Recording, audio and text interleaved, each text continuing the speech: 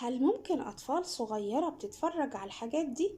إيه اللي يخلي ابني أو بنتي يتفرجوا على أفلام إباحية؟ هل ممكن يعملوا زي اللي بيشوفوه؟ تعالوا نتكلم عن الموضوع ده. ليه بيتفرجوا وأعمل إيه لو حصل كده؟ واحد، الجوع للمعرفة، يعني ولادنا بيكونوا محتاجين يعرفوا حاجات كتير، زي يعني إيه جواز، أنا جيت منين، إيه هو الجنس، أعضاء الجنسية دي لازمتها إيه. وطبعا كل دي أسئلة مهمة، وطبعا كل الحاجات دي بتندرج تحت التربية اللي هي التربية الجنسية. والتربية الجنسية عاملة زي المبنى، كل شوية ببني دور، أو زي التطعيم اللي باخده علشان جسمي يكون بياخد مناعة، مش مجرد معلومات بدلقها كده وخلاص.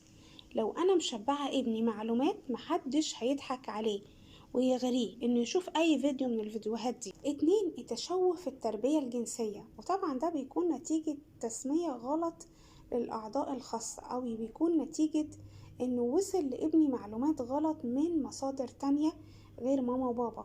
لو الطفل كمان اتعرض إنه شاف ماما وبابا في العلاقة الحميمة، أو مش عامل حدود، الطفل أي حد يشوفه، أي حد يستحمى معاه.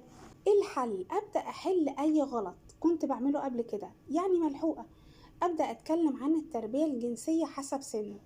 لما ولادنا بتقع في مشاهدة الأفلام الإباحية خاصة في مرحلة المراهقة، وطبعا ده بيكون نتيجة شدة الدافع الجنسي، فممكن ابني يتشد إنه يتفرج على أفلام إباحية، خاصة لو بيلقى تشجيع من أصحابه.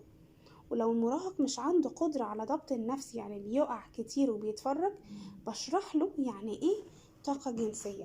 والطاقة الجنسية دي هي طاقة ربنا حطها جوانا، بنحس إن احنا بنميل للجنس الآخر، وده بيخلينا نتعرف على بعض، نشوف بعض، نقبل بعض، لحد ما نبقى مستعدين للجواز وبنختار شريك حياتنا المناسب. العلم بيقول إن يمكن تتحول أي نوع من الطاقة لنوع آخر، يعني طاقة الحب اللي عندنا علشان نفرغها نقدر نشترك في أنشطة كتير، زي مثلا أنشطة حركية، رياضة وجيم، أو نستثمر مواهبنا، أو ندخل في خدمات نساعد فيها الناس اللي محتاجين مساعدة، لحد لما بيجي الوقت المناسب وتكون دربت العاطفة بتاعتك صح، وتكون كمان مستعد للجواز، وتختار شريك حياتك عن حكمة وحب.